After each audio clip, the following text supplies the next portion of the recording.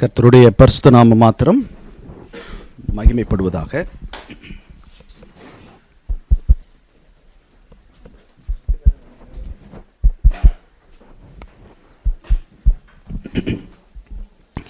கர்த்தருடைய நாமம் மாத்திரம் மகிமைப்படட்டும். இந்த 2026 இந்த பிப்ரவரி மாதம் உங்கள் எல்லாரையும் சந்திக்கிறதுல ரொம்ப மகிழ்ச்சி. தர்மேஷ் பிரதருக்காக, அருள் பிரதருக்காக, உற்சாகப்படுத்துகிற உங்கள் ஒவ்வொருவருக்காகவும் கர்த்தருடைய நாமத்தில் நன்றியை தெரிவிக்கிறேன். உங்கள் எல்லாரையும் மறுபடியும் சந்திக்கிறது ரொம்ப மகிழ்ச்சி. கர்த்தர் உங்களையும் உங்கள் குடும்பங்களையும் பிள்ளைகளையும் இன்னும் நிறைவாய் கர்த்தருக்குள் ஆசீர்வதிப்பாராக.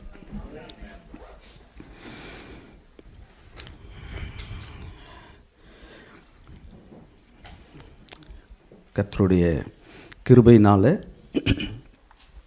இந்த நாள் வரையிலும் கர்த்தர் என்னை சரீரத்திலும் ஆவியிலும் உயிரோடு வைத்திருப்பதற்காக நான் கர்த்தரை துதிக்கிறேன். கர்த்தருக்கு சித்தமானால் 2027 அடுத்த வருடம் ஜூலை ஆகஸ்ட் நான் இந்தியாவுக்கு போக இருக்கிறேன். சரியாக எனக்கு முன்னால் ஒரு 500 நாட்கள் இருக்குது, இன்னொரு 18 மாதங்கள். குறிப்பாக 2027 ஜூலை ஆகஸ்ட் இந்த பள்ளி விடுமுறையின் போது என்னோடு கூட தாய்மார்கள், மதர்ஸ், அம்மாமார்கள் அவங்களுடைய பிள்ளைகளோடு கூட என்னோடு வட இந்தியாவுக்கு அழைத்து செல்கிறேன். கனடாவிலிருந்து ஒரு சகோதரி, அவங்க பேர் கொடுத்துருக்குறாங்க, அவங்களுடைய பிள்ளைகளோடு வராங்க. கிரிஞ்சியிலிருந்து ஒரு சகோதரி அவங்களுடைய மகளோடு வராங்க. அவங்களுடைய மூத்த மகளை 2024 என் கூட அனுப்பி வச்சுருந்தாங்க. ஸோ அவங்களும் இந்த முறை அவங்களோட 2வது மகளோடு வராங்க. இந்த பயணத்திற்காக ஜெபித்து கொள்ளுங்கள். கர்த்தருக்கு சித்தமானால் கல்கட்டா, அஸ்ஸாம், திரிபுரா, வெஸ்ட் பெங்கால், சிலிகுரி, நேபாளம் இந்த பகுதிகளுக்கு போக இருக்கிறேன். கர்த்தர் எனக்கும் மனைவிக்கும் மகனுக்கும் வேண்டிய கிருபைகளை தர வேண்டும். அதற்காக ஜெபித்து கொள்ளும்படி உங்களை பணிபன்போடு கேட்டுக்கொள்கிறேன். இந்த நாளிலும் உங்களோடு கூட 2 பெண்மணிகளை உங்களுக்கு முன்பாக நிறுத்த விரும்புகிறேன். நம்முடைய கிறிஸ்தவ வாழ்க்கை, விசுவாச ஆவிக்குரிய வாழ்க்கை, ஊழிய பாதையில் இன்னும் உற்சாகமாக கர்த்தருடைய பணியில் வளருவதற்கு, ஓடுவதற்கு இந்த வார்த்தைகள் உங்களுக்கு உற்சாகமாக இருக்கும் என்று நான் விசுவாசத்தோடு ஜெபத்தோடு இந்த செய்தியை உங்களோடு பகிர்ந்து கொள்ள விரும்புகிறேன்.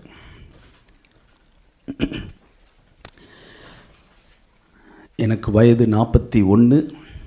என்னுடைய 18வது வயதில் இயேசு கிறிஸ்து சொந்த இரட்சகராக ஏற்றுக்கொண்டேன். கடந்த 23 ஆண்டுகளாக ஒரு விசுவாசியாக இந்த பணியில் கர்த்தர் என்னையும் ஆசீர்வதித்து வருவதற்காக நான் கர்த்தரை துதிக்கிறேன். இந்த குறுகிய அனுபவத்திலிருந்தும் கர்த்தருடைய வார்த்தையிலிருந்தும் ஒரு பாரமாக இந்த வார்த்தைகளை பகிர்ந்து கொள்கிறேன். காரியங்கள் இப்படி இருக்கிறதா என்று வேதத்தை ஆராயும்போது பரிசுத்த ஆவியானவர் சத்தியத்திற்குள் நம்முடைய கண்களை திறப்பாராக. மத்தேயு எழுதின சுவிசேஷம் 26வது அதிகாரம் வசனங்கள் 6 நான் வாசிக்கிறேன். வேத புஸ்தகம் கொண்டு வந்தவங்க அதை திறந்து கவனிக்கும்படி கேட்டுக்கொள்கிறேன். மத்தேயு எழுதின சுவிசேஷம் 26வது அதிகாரம் 6வது வசனத்திலிருந்து வாசிக்கிறேன். இயேசு பெத்தானியாவில் குஷ்டரோகியாக இருந்த சீமோன் வீட்டில் இருக்கையில் ஒரு ஸ்திரீ விலையேறப்பெற்ற பரிமள தைலம் உள்ள வெள்ளைக்கல் பரணியை கொண்டு வந்து அவர் போஜன பந்தியில் இருக்கும்போது அந்த தைலத்தை அவர் சிரசின் மேல் ஊற்றினாள். அவருடைய சீஷர்கள் அதை கண்டு விசனமடைந்து, இந்த வீண் செலவு என்னத்திற்கு? இந்த தைலத்தை உயர்ந்த விலைக்கு விற்று தரித்திரருக்கு கொடுக்கலாமே என்றார்கள். இயேசு அதை அறிந்து அவர்களை நோக்கி, நீங்கள் இந்த ஸ்திரியை ஏன் தொந்தரவு படுத்துகிறீர்கள்? என்னிடத்தில் நற்கிரியை செய்திருக்கிறாள். தரித்திரர் எப்போதும் உங்களிடத்தில் இருக்கிறார்கள், நானோ எப்போதும் உங்களிடத்தில் இரேன். இவள் இந்த தைலத்தை என் சரீரத்தின் மேல் ஊற்றினது என்னை அடக்கம் பண்ணுவதற்கு எத்தனமான செய்கையாயிருக்கிறது. இந்த சுவிசேஷம் உலகத்தில் எங்கெங்கே பிரசங்கிக்கப்படுமோ அங்கங்கே இவளை நினைப்பதற்காக இவள் செய்ததும் சொல்லப்படும் என்று மெய்யாகவே உங்களுக்கு சொல்லுகிறேன் என்றார். இந்த மத்தேயு 26வது அதிகாரத்தில் இந்த வசன பகுதியை நாம் வாசிக்க கேட்டோம். இது எங்கே நடந்தது? 6வது வசனம், பெத்தானியாவில் நடந்தது. யார் வீட்டில் நடந்தது? குஷ்டரோகியாக இருந்த சீமோன் வீட்டில் இயேசு கிறிஸ்து பந்திக்கு அழைக்கப்பட்ட போது நடந்தது. அங்கே என்ன நடந்தது? பெத்தானியாவில் 7வது வசனம், பேர் சொல்லப்படாத ஒரு ஸ்திரீ, ஒரு பெண்மணி விலையேற பெற்ற பரிமள தைலம் உள்ள வெள்ளைக்கல் பரணியை கொண்டு வந்து அவர் பந்தியில் இருக்கும்போது அந்த தைலத்தை அவர் சிரசின் மேல் ஊற்றினாள் என்று வாசிக்கிறோம். இயேசு கிறிஸ்துனுடைய தலையின் மேல் இந்த விலையேறப்பெற்ற தைலத்தை ஒரு பெண் வந்து ஊற்றினதாக வாசிக்கிறோம். அவருடைய சீஷர்கள் இந்த வீண் செலவு என்னத்திற்குன்னு சொல்கிறாங்க. அதுக்கு இயேசு கிறிஸ்து 11வது வசனம், தரித்திரர் எப்போதும் உங்களிடத்தில் இருக்கிறாங்க, நானோ எப்போதும் உங்களிடத்தில் மாம்சத்தில், இயேசு வாழ்ந்த அந்த காலத்தில் நான் எப்போதும் உங்களிடத்தில் இரேன். அதனால் இந்த தைலத்தை என் சரீரத்தின் மேல் இவள் ஊற்றினது என்னை அடக்கம் பண்ணுவதற்கு எத்தனமான செய்கையாக இருக்கிறதுன்னு சொன்னார். இதே சம்பவத்தை நாம் மார்க் எழுதின சுவிசேஷம் 14வது அதிகாரத்தில் வாசிக்கிறோம். மார்க்கு 14வது அதிகாரம் வசனங்கள் 3லிருந்து வாசிக்கிற, நேர எடுத்து வாசிக்கிற, கவனிப்போம். மார்க்கு 14 3வது வசனத்திலிருந்து வாசிக்கிற. அவர் பெத்தானியாவில் குஷ்டரோகியாக இருந்த சீமோன் வீட்டிலே போஜன பந்தி இருக்கையில் ஒரு ஸ்திரீ விலையேற பெற்ற நலதம் என்னும் உத்தம தைலம் உள்ள வெள்ளைக்கல் பரணியை கொண்டு வந்து அதை உடைத்து அந்த தைலத்தை அவர் சிரசின் மேல் ஊற்றினார். அப்பொழுது சிலர் தங்களுக்குள்ளே விசனம் அடைந்து, இந்த தைலத்தை இப்படி வீணாய் செலவழிப்பானேன், இதை 300 பணத்துக்கு அதிகமான கிரயத்துக்கு விற்று தரித்திரருக்கு கொடுக்கலாமே என்று சொல்லி அவளை குறித்து முறுமுறுத்தார்கள். இயேசு அவர்களை நோக்கி, அவளை விட்டுவிடுங்கள், ஏன் அவளை தொந்தரவு படுத்துகிறீர்கள்? என்னிடத்தில் நற்கிரியை செய்திருக்கிறாள். தரித்திரர் எப்போதும் உங்களிடத்தில் இருக்கிறார்கள். உங்களுக்கு மனதுண்டாகும் போதெல்லாம் நீங்கள் அவர்களுக்கு நன்மை செய்யலாம், நானோ எப்போதும் உங்களிடத்தில் இரேன். 8வது வசனம் எனக்கு பிடித்த வசனங்களில் ஒரு வசனம், இவள் தன்னால் இயன்றதை செய்தாள். இங்கிலீஷில் ரொம்ப அழகாக இருக்கும், she did what she could, elle a fait ce qu'elle a pu. நான் அடக்கம் பண்ணப்படுவதற்கு எத்தனமாக என் சரீரத்தில் தைலம் பூச முந்தி கொண்டாள். இந்த சுவிசேஷம் உலகத்தில் எங்கெங்கே பிரசங்கிக்கப்படுமோ அங்கங்கே இவளை நினைப்பதற்காக இவள் செய்ததும் சொல்லப்படும் என்று மெய்யாகவே உங்களுக்கு சொல்லுகிறேன் என்றார். இங்கேயும் மார்க்கு சுவிசேஷத்தில் 3வது வசனம், பெத்தானியாவில் இந்த சம்பவம் நடந்தது. குஷ்டரோகியாக இருந்த சீமோன் வீட்டிலே நடந்தது. அவர் போஜன பந்தியில் இருக்கும்போது நடந்தது. இங்கேயும் அந்த பெண்மணியினுடைய பெயர் குறிப்பிடப்படவில்லை. ஒரு ஸ்திரீ அந்த தைலத்தை மறுபடியும் மத்தேயுவில் வாசித்தது போல 3வது வசனத்தின் கடைசி வரி, அதை உடைத்து அந்த தைலத்தை அவர் சிரசின் மேல் ஊற்றினாள் என்று வாசிக்கிறோம். மத்தேயுவிலையும் மார்க்கிலையும் நாம் வாசிக்கிற இந்த சம்பவம் பெத்தானியாவில் நடந்தது. குஷ்டரோகியாக இருந்த சீமோன் வீட்டில் நடந்தது. பெயர் சொல்லப்படாத ஒரு பெண் இயேசுவின் தலையில் ஊற்றியதாக வாசிக்கிறோம். ஆனால் யோவான் நற்செய்தி நூலில் கூடுதல் விவரங்களை, விளக்கத்தை நாம் வாசிக்கிறோம்.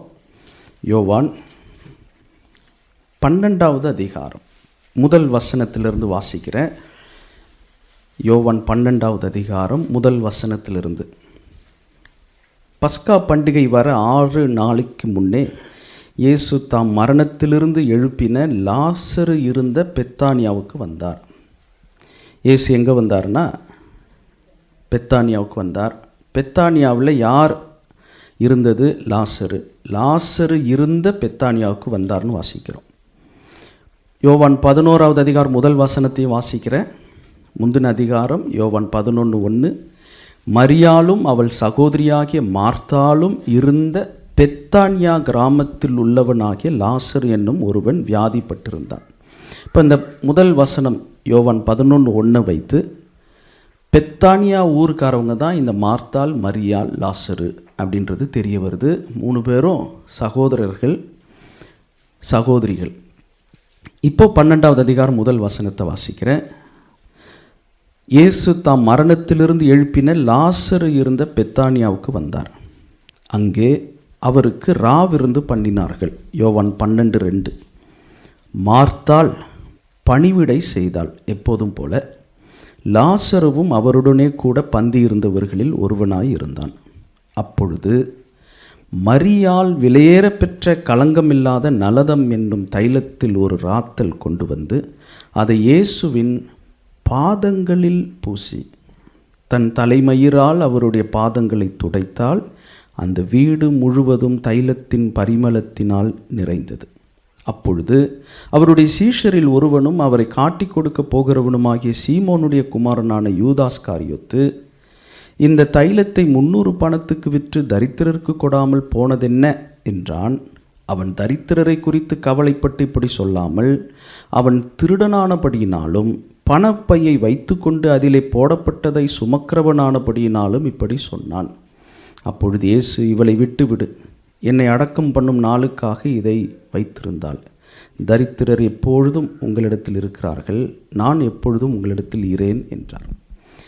இந்த மத்தேயு 26, மார்க்கு 14, யோவான் 12 இந்த 3 சுவிசேஷங்கள்லேயும் இந்த சம்பவம் ஒரே இடத்தில் நடந்தது.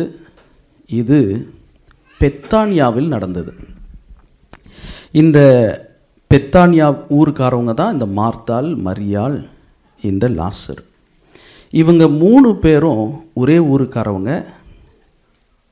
இந்த ஊரில் குஷ்டரோகியாக இருந்த சீமோன் வீட்டில் இயேசு பந்திக்கு அழைக்கப்பட்டிருக்கும் போது ஒரு பெண் வந்து தைலத்தை இயேசுவின் சிரசில் ஊற்றியதாக மத்தேயுவிலையும் மார்க்கிலையும் வாசிக்கிறோம்.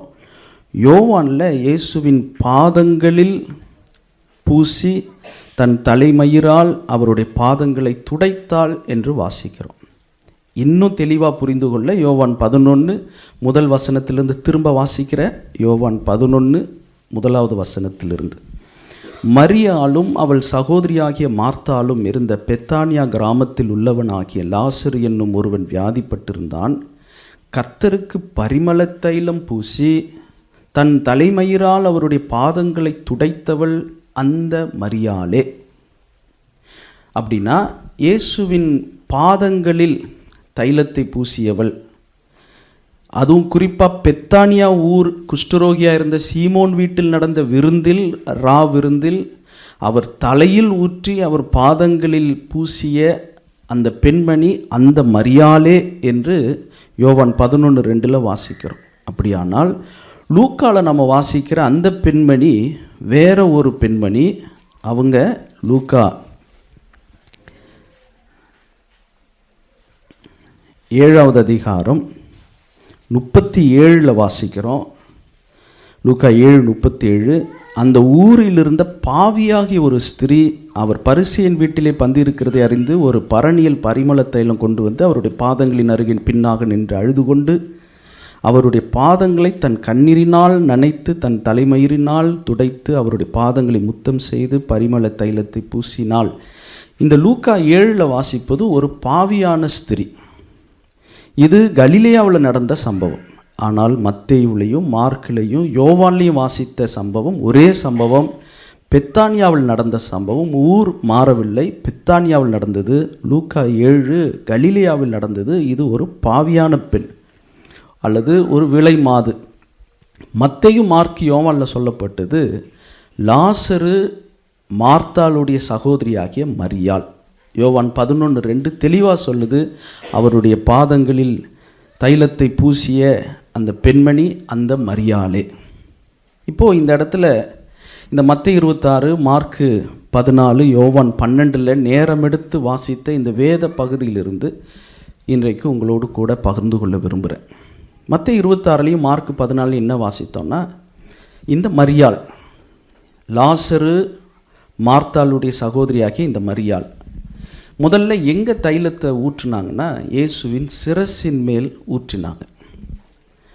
அடுத்தது எங்கே ஊற்றினாங்கன்னா அவருடைய பாதங்களில் அந்த தைலத்தை பூசினாங்க. பூசி அவங்களுடைய தலைமயிரால் கூந்தலால் இயேசுவின் பாதங்களை துடைத்தாங்க. இந்த புது வருடத்தில், இந்த 2026இல் இனி உள்ள நம்முடைய ரிமைனிங் லைஃப், நமக்கு உள்ள மீதமுள்ள உலக வாழ்க்கையில் அவருடைய வருகைக்கு முன்னாக நீங்களும் நானும் செய்ய வேண்டிய முக்கியமான காரியம் என்னன்னா, இயேசுவினுடைய தலையையும் இயேசுவின் பாதங்களையும் நாம் கவனிப்போம். அவருடைய தலை எதை குறிக்கிறது? எபேசியருக்கு எழுதின நிருபம் 5வது அதிகாரம் 23வது வசனம். எபேசியர் 5:23.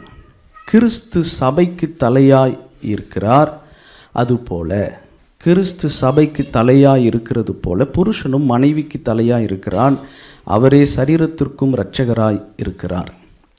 அவருடைய தலை எதை குறிக்கிறது? கிறிஸ்து சபைக்கு தலையாய் இருக்கிறார்.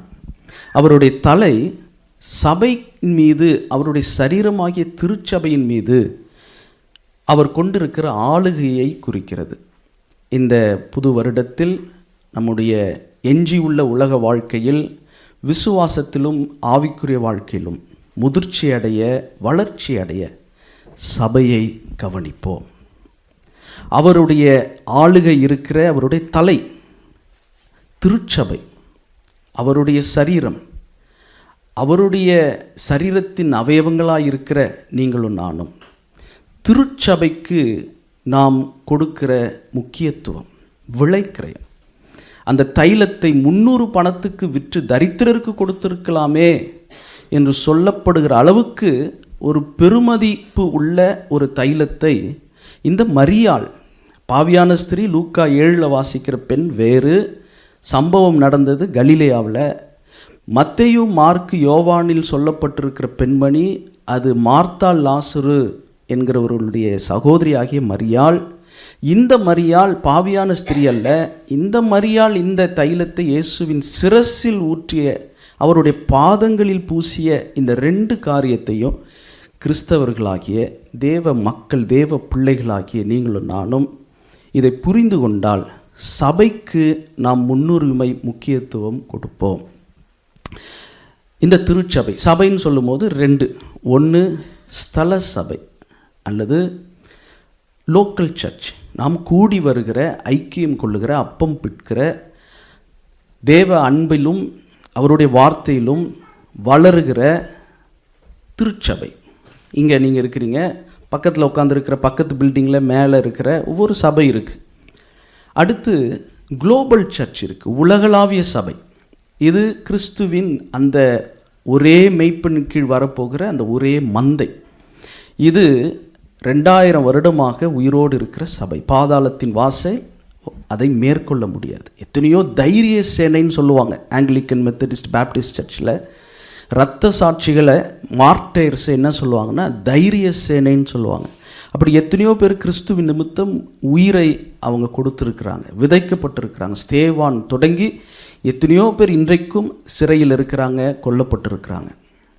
அல்லது எத்தனையோ பேர் அடைக்கப்பட்ட நாடுகள், அரபு நாடுகள், நார்த் கொரியா, வியட்நாம், இது போல் ரஷ்யா போன்ற எத்தனையோ நாடுகளில், கம்யூனிஸ்ட் நாடுகளில் சுவிசேஷ கதவுகள் அடைக்கப்பட்டிருக்கிற, ஏன் இந்தியா மாதிரி, உத்தரப்பிரதேசம் மாதிரி சுவிசேஷ எதிரிகள் இருக்கிற பகுதிகளில் ரட்சிக்கப்பட்டு, ஆனால் ஆலயத்திற்கு போக முடியாத கிறிஸ்தவர்கள் இருக்கிறாங்க இல்லையா, அவங்களும் சபைக்குள் வந்தவர்கள் தான். 1 கொரிந்தியர் 12:13 படி, 1 கொரிந்தியர் 12:13 வசனத்தின்படி, நாம் யூதராயினும் கிரேக்கராயினும் அடிமைகளாயினும் சுயாதீனராயினும் எல்லாரும் ஒரே ஆவியினாலே ஒரே சரீரத்திற்குள்ளாக ஞான ஸ்நானம் பண்ணப்பட்டிருக்கிறோம். அப்படி பார்த்தா பர்தா போட்டு அல்லது இரகசிய சீஷர்களாக அடைக்கப்பட்ட நாடுகளில் இருக்கிற, கிறிஸ்தவ விரோதிகளாக இருக்கிற பகுதிகளில் இருக்கிற எத்தனையோ மறைமுக கிறிஸ்தவர்கள் மேலே ஆலய மணியோ சிலுவை சின்னமோ கோபுரமோ இல்லாத இது போன்ற பகிரங்கமாக ஆராதிக்கக்கூடிய ஆராதனைக்கு போகாத கிறிஸ்தவர்கள், மறைமுக சீஷர்களும் விசுவாசிகளும் எப்போ இயேசு கிறிஸ்து ஏற்றுக்கொண்டு திருமுழுக்கு ஞானஸ்நானம் எடுக்கிறாங்களோ அப்பொழுது அவர்கள் கிறிஸ்துவின் சரீரத்திற்குள்ளாக அவங்க வந்துட்டாங்க. சர்ச்சி படியேறி வராமல் இருக்கலாம், ஆராதனை கூடத்திற்கு வராமல் இருக்கலாம், ஆனால் கிறிஸ்துவுக்குள் கிறிஸ்துவின் சரீரத்திற்கு உட்பட்டவர்களே. எவர்கள் தேவனுடைய குமாரனை இயேசு கிறிஸ்துவை ஏற்றுக்கொண்டார்கள் அத்தனை பேரும் தேவனுடைய பிள்ளைகளாக முடியாது அதிகாரத்தை பெற்றுவிட்டோம். கொரோனா டைமில் எல்லாரும் ஆன்லைனில் தான் ஆராதித்தோம். அப்போ அதிகமாக சொல்லப்பட்ட வார்த்தை என்ன? தூரத்திற்கும் சமீபத்திற்கும் நீர் ஆண்டவராக இருக்கிறீர்.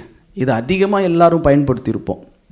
அதுக்காக 1 கொரிந்தியர் 12:13 படி நான் தான் கிறிஸ்துவின் சரீரத்துக்குள்ளே வந்துட்டேனே, அதனால் நான் எதுக்கு ஆலயத்துக்கு வரணும்? அப்படி இல்லை. சிலர் விட்டு விடுகிறது போல சபை கூடி வருதலை விட்டு விடாமல் நாம் சபை கூடி வருதலை நாம் அனுசரிக்க வேண்டும்.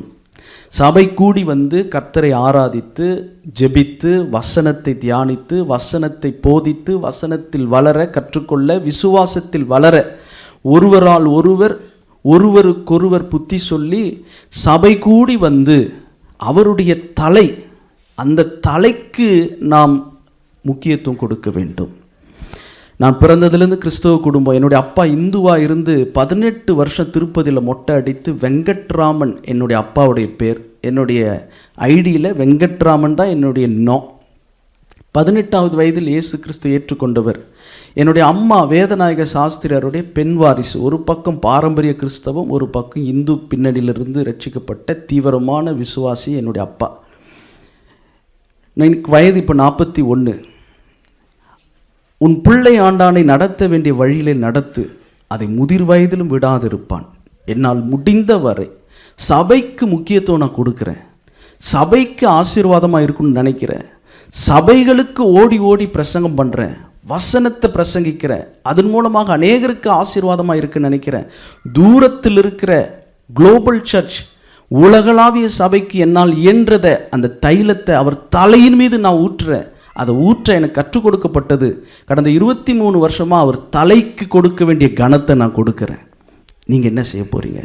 இந்த திருச்சபைக்கு உங்கள் பங்களிப்பு என்ன? நான் சின்ன பிள்ளையாக இருக்கும்போது எனக்கு போதிக்கப்பட்டது, இந்த நாடு உனக்கு என்ன செய்யுதுன்னு கேட்காத, நீ நாட்டுக்கு என்ன செஞ்ச, அப்படி தானே நம்ம சின்ன வயசில் நமக்கு சொன்னாங்க. இந்த சபை உங்களுக்கு என்ன செய்தது என்று கேட்பதை விட இந்த சபைக்கு நீங்கள் என்ன செய்தீர்கள்? சேர் எடுக்குவதும் அல்லது க்ளீன் பண்ணுறதும் வெரி குட். அதை தாண்டி நம்முடைய வார்த்தையில் ஜீவன் இருக்கிறது. நம்முடைய இருதயத்திலிருந்து அந்த சமாதானத்தை மற்றவங்களுக்கு கொடுக்கணும். சபை பெருகணும், சபை வளரணும். எண்ணிக்கையில் மட்டுமல்ல, தரத்திலும். திருச்சபை கிறிஸ்துவின் சபைக்கு குறைந்தபட்சம் மெம்பர் எவ்வளோ பேர் தெரியுமா? இங்கே 2-3 பேர் என் நாமத்தினால கூடி வருகிறார்களோ அங்கே நான் இருக்கிறேன்னு சொல்லியிருக்கிறார். 2-3 பேர் இருந்தால் அது ஒரு சபை. குறைந்தபட்சம் 2-3 பேர் இருக்கிற இடம் ஒரு குடும்பம். ஒரு கணவன் மனைவி ஒரு பிள்ளை இருந்தாலே அது ஒரு சபை ஆயிடுது. அப்படி பார்த்தா ஒவ்வொரு குடும்பமும் ஒரு சபை. குடும்பங்களாக கூடி வந்து ஒரே குடும்பமாக, ஒரே ஆலயமாக, ஒரே சரீரமாக, நாம் திருச்சபையாக ஒரே அப்பத்தில் நாம் பங்கு பெறுகிறோம். ஒரே நாமத்தினால் ரட்சிக்கப்பட்டிருக்கிறோம். ஒரே ஆவியினாலே ஒரே சரீரத்திற்குள்ளாக ஒரே விசுவாசத்திற்குள் இருக்கிறோம் என்று நாம் வாசிக்கிறோம். இந்த சபைக்கு நம்முடைய பங்கு என்ன? எப்படி சபையினுடைய வளர்ச்சிக்கும் முதிர்ச்சிக்கும் நான் பங்காற்ற முடியும்? அப்போஸ்தலர் 9வது அதிகாரம். அப்போஸ்தலர் 9வது அதிகாரம் 31 வாசிக்கிறோம். அப்போஸ்தலர் 9:31. அப்பொழுது யூதேயா, கலிலேயா, சமாரியா நாடுகளில் எங்கும் சபைகள் சமாதானம் பெற்று பக்தி விருத்தி அடைந்து கர்த்தருக்கு பயப்படுகிற பயத்தோடும் பரிசுத்த ஆவியின் ஆறுதலோடும் நடந்து பெருகின.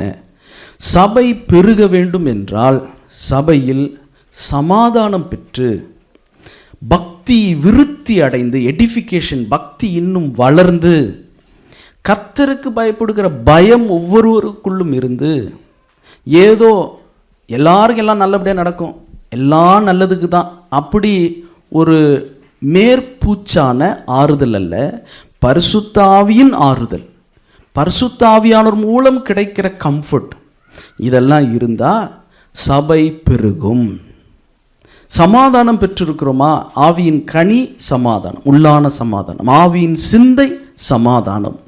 அப்போ உள்ளான சமாதானம். அடுத்தது வெளிப்புறமான சமாதானம். இந்த எல்லாரோடும் சமாதானமாக இருக்க நாடுகிற வெளிப்புறமான சமாதானமும் உள்ளான சமாதானமும் சபைக்குள் ஒவ்வொருவருக்குள் இருக்கிறதா? இதை கவனிப்பவர்கள் தான் மெய்ப்பர்கள், மூப்பர்கள், இறை பணியாளர்கள், ஊழியர்கள். கிறிஸ்துவோடு பிதாவாகிய தேவனுடைய அன்பும் கர்த்தராகிய இயேசு கிறிஸ்துனுடைய கிருபையும் பரிசுத்த ஆவியினுடைய ஐக்கியமும் ஒவ்வொருவரோடு இருக்கிறதா? என்கிட்ட இருக்குதா?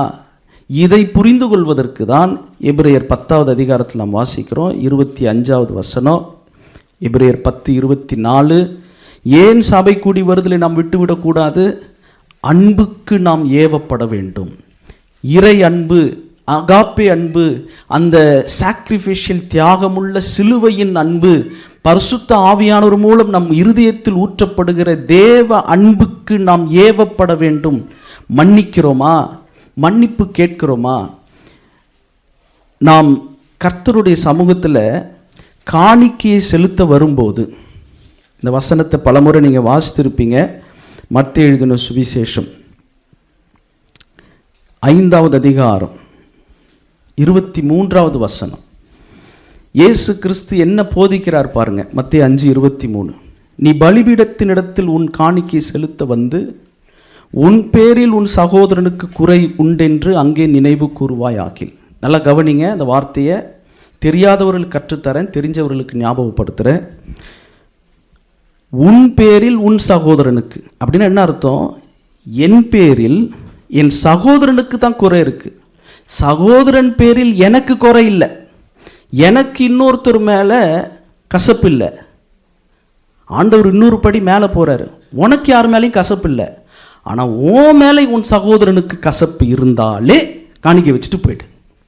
நல்லா கவனிங்க அந்த வார்த்தையை, நல்லா கவனிங்க. கர்த்தருடைய வாயிலிருந்து புறப்படுகிற ஒவ்வொரு வார்த்தையினாலும் பிழைப்பான். திரும்ப அந்த வசனத்தை வாசிக்கிற. நீ பலிபீடத்தினிடத்தில் உன் காணிக்கையை செலுத்த வந்து உன் சகோதரன் பேரில் உனக்கு குறை இருந்தால் இல்லை, உன் பேரில் உன் சகோதரனுக்கு குறை இருந்தாலே. நான் அவர் மேலே கசப்பாலாம் இல்லை, ஆனால் என் மேலே அவர் கசப்பாக இருக்கிறார். அதுக்கு நான் என்ன பண்ணுவேன்? என் மேலே எத்தனையோ பேர் கசப்பாக இருப்பாங்க. நான் 6ன்னு படிக்கிறதெல்லாம் அவங்க 9ன்னு படிப்பாங்க. அதுக்குன்னு நான் ஒவ்வொரு முறையும் பலிபீடத்தினத்தில் காணிக்கை வச்சுட்டு போனால் எப்பயா காணிக்கை கொடுக்கறது? மற்றவங்களுக்கெல்லாம் என் மேலே கசப்பு இருக்குது, மற்றவங்க என் மேலே சமாதானமாக இருக்க மாட்டுறாங்க, அவங்க என் மேலே சமாதானமாக இல்லாமல் இருப்போனால் அதுக்கு நான் என்ன பண்ண முடியும்? எனக்கு அவங்க மேலே கசப்பு இல்லையா ஆண்டவரே? நல்லா கவனிங்க.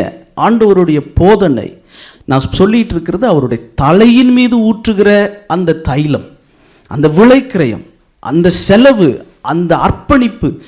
எனக்கு என் சகோதரன் மேலே குறை இல்லை, ஆனால் என் சகோதரனுக்கு, சகோதரிக்கு, மாமியாருக்கு, மருமகளுக்கு, மற்றவர்களுக்கு என் மீது குறை இருந்தாலே அதை சரி செய்வதற்கு நான் பலிபீடத்தில் காணிக்கை வச்சுட்டு முதல்ல போய் அதை சரி செய்யணும்னா, இன்னொருத்தவங்க மேலே எனக்கு கசப்பு இருந்தால் படிக்கட்டுக்கிட்டே வராதுன்னு சொல்லிடுவார் போல ஆண்டவர்.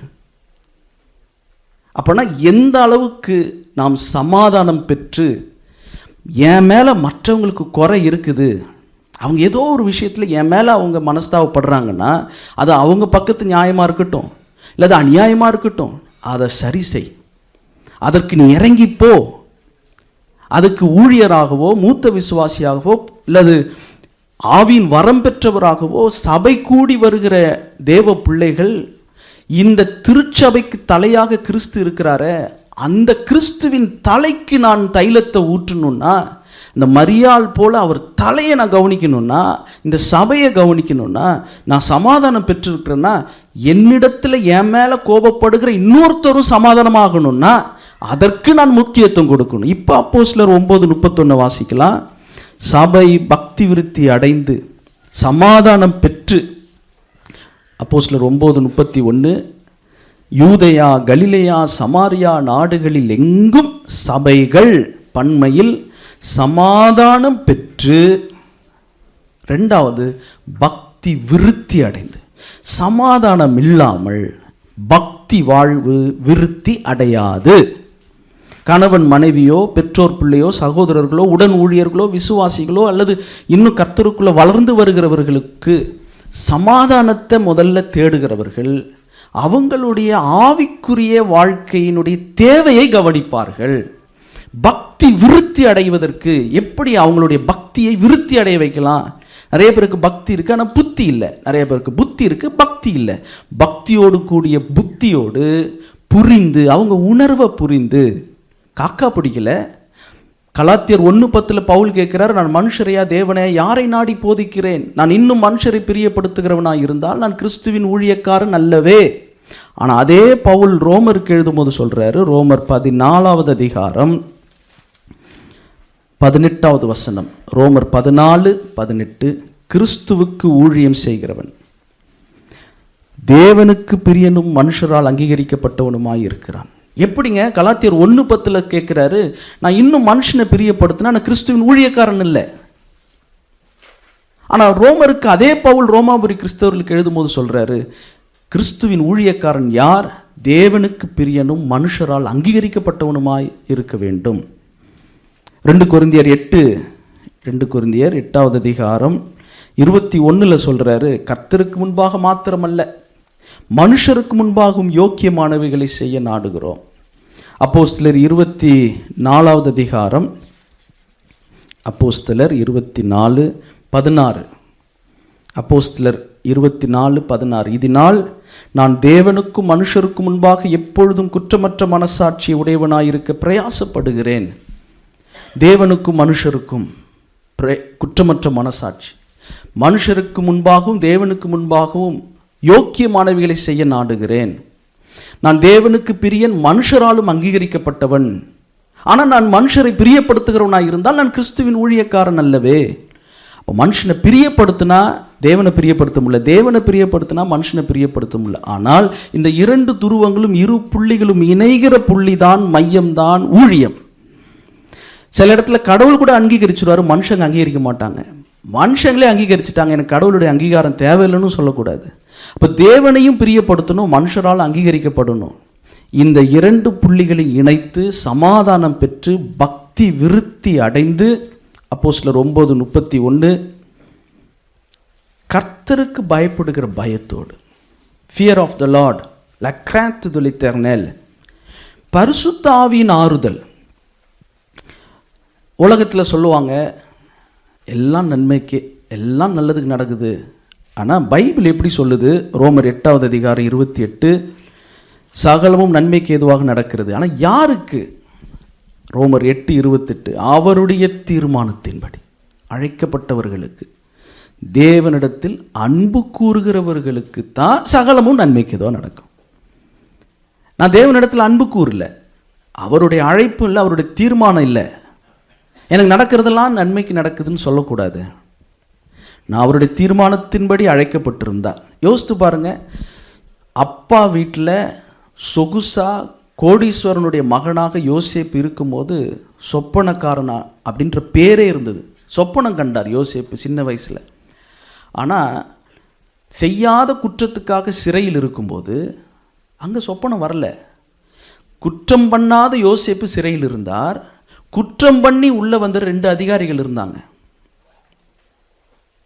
அவங்களுக்கு சொப்பனம் வருது, யோசேப்புக்கு வரல. இப்போ யோசிச்சு பாருங்கள், அவங்க 2 பேருக்கும் சொப்பனம் வராமல் யோசேப்புக்கு சொப்பனம் வந்திருந்தா என்ன மாறி இருக்கும்? ஒன்றும் மாறி இருக்காது. சரி, ராஜாவுக்கு சொப்பனம் வந்தது, அந்த சொப்பனத்துக்கு யோசேப்பு விளக்கம் சொன்னார். இவ்வளவு நாள் சொப்பனம் கண்ட யோசேப்புக்கு ஆண்டவர் விளக்கம் படுத்தி சொப்பனம் கொடுத்து 7 வருஷம் நல்ல செழிப்பு இருக்கும், அடுத்த 7 வருஷம் வறட்சி இருக்கும்னு யோசேப்புக்கு தரிசனம் கொடுத்துருந்தா இதை போய் ராஜா கிட்ட சொல்லியிருக்க முடியுமா? ஒரு கைதி அப்படியே ராஜாவுக்கு முன்னாடி போய் நின்று சொன்னாலும் அந்த ராஜா தான் யோசேப்பு சொல்கிற பேச்சை கேட்டிருப்பாரா? அப்போ யாருக்கு எந்த சொப்பனம் யாருக்கு வந்தால் அந்த சொப்பனத்துக்கு இவர் விளக்கம் கொடுத்ததுனால தான் யோசேப்பு விடுதலையானார், உயர்த்தப்பட்டார், நாடு காப்பாற்றப்பட்டது. அவங்களுடைய 70 குடும்பத்தினுடைய 70 பேரையும் அங்கே எகிப்து கொண்டு வர முடிஞ்சது. கர்த்தர் நம்ம ஒவ்வொருவருக்கும் அவருடைய தீர்மானம்னு ஒன்று இருக்குது, அவருடைய அழைப்புன்னு ஒன்று இருக்குது.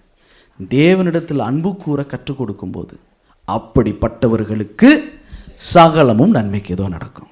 எனக்கு சொப்பனம் வந்தாலும் சரி, குற்றமில்லாமல் உள்ளே இருக்கிற எனக்கு சொப்பனம் வரல, தப்பு செஞ்சுட்டு உள்ளே வந்தவனுக்கு போய் நீங்கள் வெளிப்படுத்துறீங்களே ஆண்டவரே. எனக்கு சொல்லல, ரட்சிக்கப்படாத ஒரு ராஜாவுக்கு போய் சொப்பனம் கொடுக்குறீங்களா ஆண்டவரே. ரட்சிக்கப்படாத ராஜாவுக்கு சொப்பனம் கொடுத்ததுனால தான் நீ விளக்கம் சொல்ல முடியும், நீ விடுதலை ஆக முடியும். நான் யோசேப்பை தான் சொல்லிக்கிட்டு இருக்கிறேன். சபையில் நாம் மூத்த விசுவாசி, அனுபவம் உள்ளவர், நாம் ஊழியர்கள், நமக்கு கிடைக்காத ஒரு காரியம் இன்னொருத்தவங்களுக்கு வருவதும் நமக்கு ஆசீர்வாதம் தான். எப்போ இந்த உண்மையை, இந்த ஃபார்முலாவை தேவ பிள்ளைகள் கற்றுக்கொள்கிறோமோ, எனக்கு மட்டும்தான் வெளிப்பாடு இருக்கணும், எனக்கு மட்டும்தான் ஆண்டவர் கற்றுத்தரணும்னு இல்லாமல் மற்றவர்களை கர்த்தர் ஆசீர்வதிப்பதை கண்டு யார் மகிழ்ச்சி அடைகிறாங்களோ அவங்களால தான் சமாதானம் பெறும் சபை, அவங்களால தான் சபை பக்தி விருத்தி அடையும், அவங்களால தான் கர்த்தருக்கு பயப்படுற பயம் இருக்கும், அவங்களால தான் பரிசுத்த ஆவியானுடைய ஆறுதல் இருக்கும். அப்பொழுது சபை பெருகும். சரி, தலை மேலே இதை பற்றி நான் பேசினேன்னா பேசிக்கிட்டே இருக்கலாம். இந்த தலையை பற்றி, கிறிஸ்துவுக்கு அவருடைய தலை, அவருடைய சபை, சபைக்கு கிறிஸ்து தலையாக இருக்கிறார், இந்த சபையை எவ்வளவு கவனிக்கணுன்றதை பேசினா அடுத்த 30 வினாடிகளில் நான் சொல்ல வேண்டியதை சொல்லி முடிக்க முடியாதனால சுருங்கச் சொல்லின் விளங்கச் சொல், அதனால் அடுத்ததுக்கு போகிறேன். இப்போ இயேசுவின் பாதத்தை இந்த மரியாள் கவனிச்சாங்க. இது ரெண்டுத்தையும் கவனிக்கிறதுக்கு மரியாள் என்ன முதல்ல கவனிச்சாங்கன்னா, லூக்கா எழுதின சுவிசேஷம் 10வது அதிகாரம் நம்ம எல்லாருக்கும் தெரியும். லூக்கா 10, வேகமாக இந்த வசனங்களை காட்டி கொடுக்குறேன். லூக்கா 10 முதல் வசனம். பின்பு கர்த்தர் வேறு 70 பேரை நியமித்து தாம் போகும் சகல பட்டணங்களுக்கும் இடங்களுக்கும் அவர்களை தமக்கு முன்னே 2 பேராக அனுப்பினார். 35 கிராமங்களுக்கு 70 சீடர்களை இயேசு கிறிஸ்து நியமித்து அவர்களை அனுப்பினார். 17வது வசனம், லூக்கா 10. பின்பு அந்த 70 பேரும் சந்தோஷத்தோடு திரும்பி வந்தாங்க. ஆண்டவரே, உம்முடைய நாமத்தினால பிசாசுகளும் எங்களுக்கு கீழ்ப்படுகிறது என்றார்கள். அப்பொழுது இயேசு அவர்களை பார்த்து என்ன சொல்றாரு? 20வது வசனம், ஆவிகள் உங்களுக்கு கீழ்ப்படுகிறதற்காக நீங்கள் சந்தோஷப்படாமல் உங்கள் பெயர்கள் பரலோகத்தில் எழுதியிருக்கிறதற்காக சந்தோஷப்படுங்கள் என்றார். 21, அந்த வேளையில் இயேசு ஆவியில் களி கூர்ந்தார். இப்போ 38, லூக்கா 10:38. பின்பு அவர்கள், இந்த 70 பேரும் 70 ஆண்களும் ஊழியம் முடிச்சுட்டு வந்திருக்கிறாங்க, களைப்போடு வந்திருக்கிறாங்க. உடல் களைப்பு, ஆவியிலும் களைப்பு. பிசாசை ஓட்டி ஆவிக்குரிய போராட்டத்தோடு, பொல்லாத ஆவிகளோடு போராட்டம் பண்ணிட்டு வந்திருக்கிறாங்க. அவர்கள் பிரயாணமாய் போகையில் அவர் ஒரு கிராமத்தில் பிரவேசித்தார். இந்த கிராமத்துடைய பேர் இங்கே சொல்லப்படலை, அதுதான் யோவான் 11:1 வாசிக்கிறோம். அங்கே மார்த்தாள் என்னும் பேர் கொண்ட ஒரு ஸ்திரீ அவரை தன் வீட்டிலே ஏற்றுக்கொண்டாள். அவளுக்கு மரியாள் என்னப்பட்ட ஒரு சகோதரி இருந்தாள். இங்கே தான் இந்த மார்த்தாள் பற்பல வேலைகளை செய்கிறாங்க. ஏன்? 70 ஆண்கள் பசியோடு வந்திருக்கிறாங்க.